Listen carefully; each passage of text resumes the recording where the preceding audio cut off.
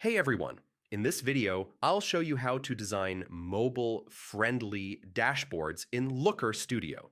Step by step, simple, and fully updated for 2026. If your reports look great on desktop but messy on phones, yeah, this guide will fix that. First, open your Looker Studio report and switch to View mode. Then resize your browser window to a mobile-like width.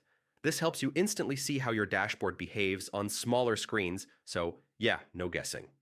Next, simplify your layout. Mobile dashboards work best when they're clean and vertical. Stack charts one below another instead of placing them side by side.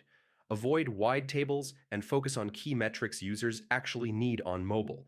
Now choose the right chart sizes. Click on each chart and reduce its height and width so it fits naturally on a phone screen. Keep text large and readable. If users have to zoom in, that's already a problem. Let's talk about fonts and spacing.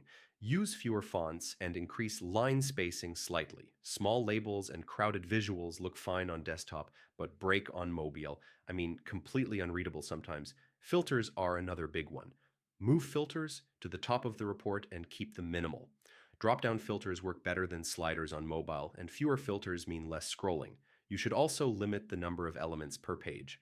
Instead of cramming everything into one view, split your dashboard into multiple pages. Overview, details, and trends. This makes navigation easier on touch screens.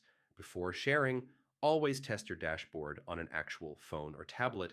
Tap through filters, scroll slowly, and check loading speed. Small adjustments here make a huge difference, and that's it.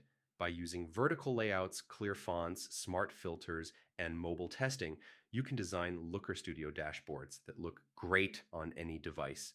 If this video helped you, don't forget to like, share, and subscribe for more Looker Studio tutorials. Thanks for watching, and yeah, I'll see you in the next